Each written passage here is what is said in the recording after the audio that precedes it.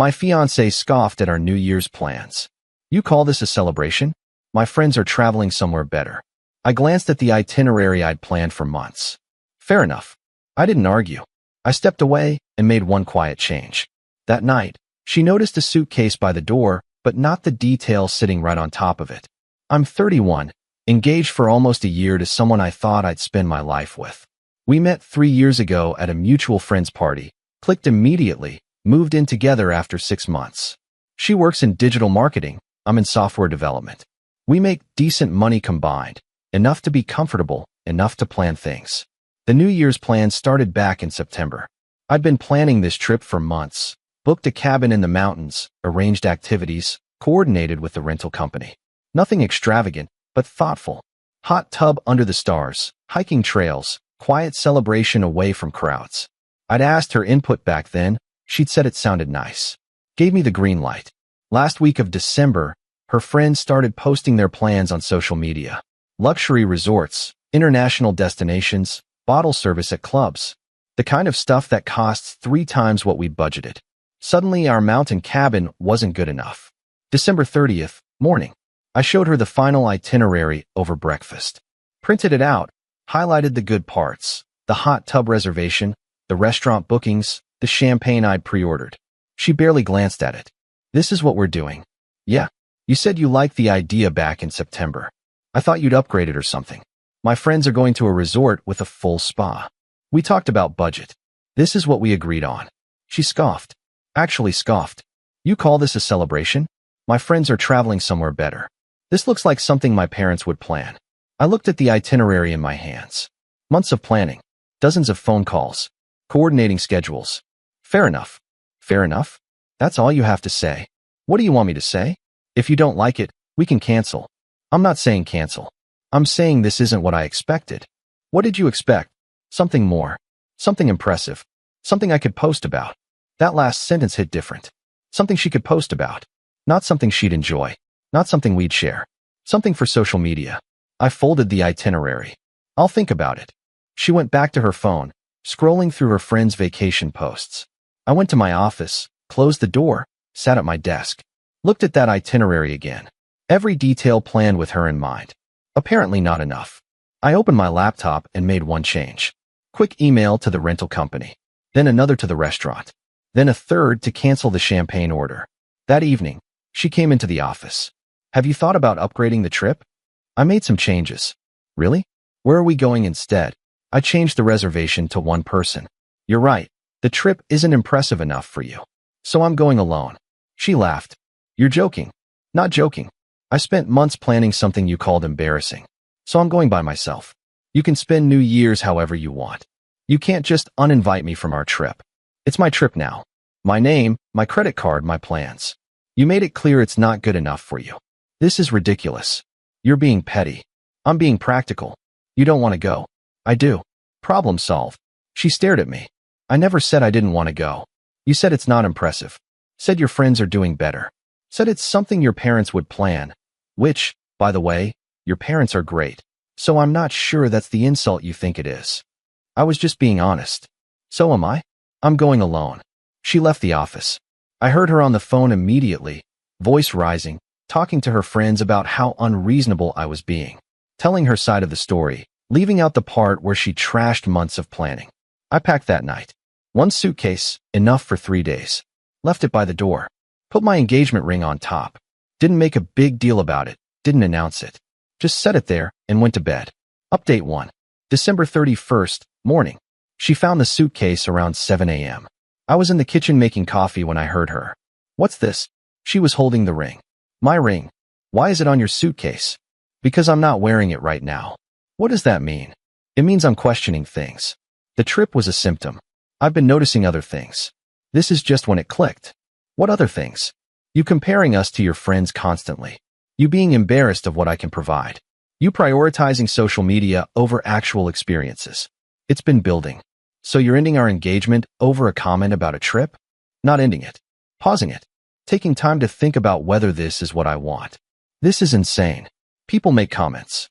It doesn't mean anything. It meant something to me. I spent 3 months planning something I thought you'd love. You called it embarrassing in less than 5 seconds. I didn't call it embarrassing. You compared it to your friend's better plans. You said it's not impressive. You said it's what your parents would do. How is that not embarrassing me? She set the ring on the counter. Fine. Go on your trip alone. I'll spend New Year's with people who actually want me around.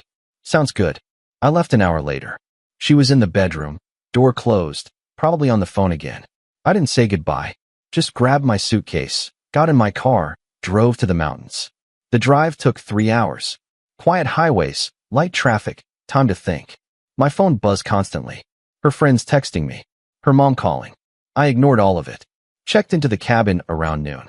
Small place, 1 bedroom, exactly what I'd planned. Perfect for 2 people. Weird being there alone, but also peaceful. I texted her once, made it safely. Have a good New Year's. She responded immediately. We need to talk about this. I didn't respond. Put my phone on silent. Spent the afternoon hiking. Cold air, clear skies, no one around. Exactly what I needed. Update 2. That evening, her mom called 5 times. Finally answered on the 6th. What's going on? She's hysterical. I'm taking some time to think about our relationship. Because she didn't like your trip plans? Because she valued what her friends thought over what we'd planned together. It's bigger than the trip. She's young. She made a mistake. You're throwing away your engagement over this. I'm not throwing anything away. I'm evaluating whether this is the partnership I want. She compared our relationship to other people's and found it lacking. I'm allowed to respond to that. She loves you. I hope so. But love means something different to me than it does to her right now. What do you mean? I mean I planned something thoughtful. She wanted something Instagram-worthy. Those are different values. Her mom was quiet. I'll talk to her. Thank you. We hung up. I made dinner, simple pasta, ate on the deck overlooking the mountains. My phone stayed silent. Weird not having the constant buzzing. Around 10 p.m., she texted, "Can we video call?" Not ready yet. I'm sorry. Is that what you want to hear? I want you to mean it. Right now feels like you're sorry I reacted, not sorry you said it. I am sorry I said it. I was being bratty and stupid. I know you worked hard on this. Okay. Okay. That's all. What do you want me to say? That you forgive me. That we can fix this. I might forgive you. I don't know about fixing things yet. So you're just going to punish me? I'm not punishing you. I'm protecting myself. There's a difference. She didn't respond after that. Midnight came and went. Watched fireworks from someone's property in the distance. Toasted myself with the champagne I'd reordered for one. Weirdest New Year's of my life. Update 3. January 1st. Woke up to 17 messages from her. Mix of apologetic, angry, confused. Read them all, didn't respond. Went hiking again. Longer trail this time, 6 miles round trip. Needed to clear my head. Got back to the cabin around 2 p.m. Found a voicemail from her dad. That surprised me. We'd always gotten along, but we weren't close enough for him to call about relationship stuff. Called him back. Hey, got your message. Yeah. Listen, I'm not going to tell you what to do. Man to man, I need you to know something. What's that? My daughter has been spoiled. By her mother, by me, by life. She's used to things going her way. This is the first time someone set a real boundary with her. Okay, I'm not excusing what she said, but I've seen her the past day. She's genuinely upset. Not because she's not getting her way, because she hurt you. That's growth for her. I appreciate you telling me that. Take your time. Do what's right for you. But know that she's learning something from this. Whether you come back or not, she needed this wake-up call. Thank you. And that trip you planned? Sounds perfect. My wife and I would love something like that. Your fiancé's an idiot for not seeing it. That made me smile. Thanks. Hung up feeling slightly different. Not fixed, not resolved, but slightly less angry. Spent the evening in the hot tub I'd booked, watching stars, drinking wine. Thought about his words. Growth. Wake-up call. Boundaries. My phone rang at 11 p.m. Her. I almost didn't answer. Did anyway. Hi. Her voice was quiet. Hi. I'm not going to beg you to come back or tell me you're wrong. I just need to say something. I'm listening. I've been horrible. Not just about the trip. About a lot of things. Comparing our lives to other people's. Caring more about how things look than how they feel. You deserved better than that. Yeah, I did. I don't know if I can be better. But I want to try. Not to win you back. I might have already lost you. But because my dad made me realize I've been a selfish person. And I don't want to be that anymore. Your dad called me. I know. He told me after. Said he gave you perspective. He did. I'm not going to ask if we're okay. We're obviously not. But can I ask if there's a possibility we could work toward okay? I thought about it. Really thought about it. Maybe. But things have to change. How you value experiences over appearances. How you talk to me. How you see our relationship. I know. I'm willing to work on that. We'll see. That's not a no. It's not a yes either. I'll take it. Update 4. Came home January 2nd. She was at work when I got back. Found the apartment cleaner than I'd ever seen it. Note on the kitchen counter. Thank you for the time to think. I've been thinking too. Can we talk when I get home? I unpacked, did laundry, waited. She got home around 6. Looked nervous. Didn't reach for a hug or try to kiss me. Just stood in the doorway. How was the rest of the trip? Peaceful. Exactly what I needed. Good. I'm glad you went. Me too. She sat on the couch. I sat in the chair across from her. Distance between us felt deliberate, necessary. I talked to my therapist. You have a therapist? Just started. Yesterday. Emergency session. I need to work through why I compare our life to everyone else's. Where that comes from. That's good. I think that's really good. I also called my friends. Told them I was wrong about what I said. That I disrespected you and our plans. How'd they react? Mixed. Some got defensive. Said I wasn't wrong. Those friends and I are taking a break. You're distancing from friends because of me? No. Because of me. Because I realize they bring out the worst in me. The comparison thing. The keeping up thing. It's toxic. I nodded. That's a big step. Your ring is still on the counter. I didn't feel right wearing mine if you weren't wearing yours. I appreciate that. I'm not going to ask you to put it back on. I'm just saying I'm waiting. However long it takes. Final update. It's been 2 months. We're still together, but different. She's in therapy every week. I'm in therapy too, working through my own stuff about feeling unappreciated. We're not wearing our rings yet. Decided together that we'll put them back on when we both feel like the relationship has changed enough to deserve them. She's changed. Still has bad days, still compares sometimes, but catches herself. Apologizes. Talks about why she did it. That's the biggest thing. She talks about it now instead of just doing it. I took her to the mountains last month. Same cabin, same plans, different energy. She cried when she saw it. Said she couldn't believe she'd called it embarrassing. That it was perfect. We're rebuilding. Slowly. Some days feel normal. Some days feel like we're strangers figuring each other out. But we're trying. Her friends reached out to apologize to me. The ones she didn't distance from. Said they'd been feeding into her worst instincts. That they were impressed I'd set boundaries. That took me by surprise. My friends had mixed reactions. Some said I should have left permanently. Some said I overreacted. Most said I did what felt right for me, and that's what mattered.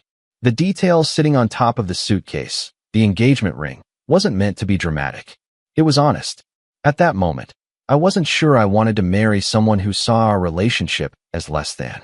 Putting it there forced both of us to confront what we'd been ignoring. She saw the suitcase. Everyone sees a suitcase. But most people would miss a ring sitting on top. She almost did. Walked right past it twice before noticing. By then I was already gone. That's kind of a metaphor for where we'd gotten.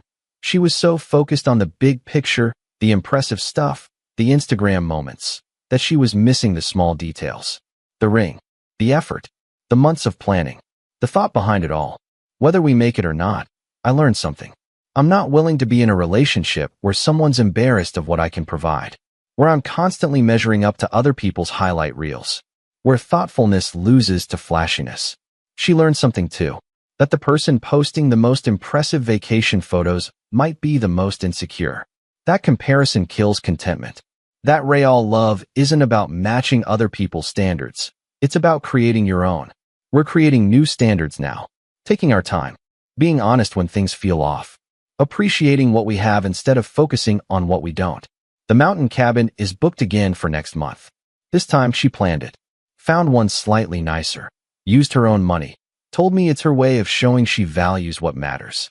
I told her the original cabin was perfect and we didn't need an upgrade. She said she knows, but she wants to prove something to herself. I'm letting her prove it. Maybe we'll make it. Maybe we won't. But at least now we're being honest about what we want, what we need, and what we're willing to work for. That New Year's trip alone taught me I can be okay by myself. That I don't need someone who doesn't see my value. She learned that taking people for granted has consequences. That boundaries are real. That not everyone will wait around while you figure out what you want. We're figuring it out together now. Slowly.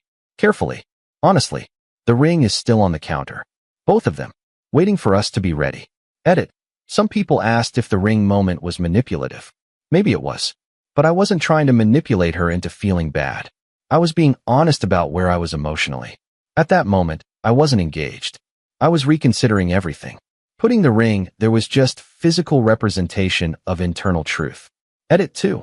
Yes, her dad is great. His call meant a lot. He didn't excuse her behavior, but gave me context. Sometimes you need that. Sometimes knowing someone's learning makes a difference. Doesn't fix everything, but it helps.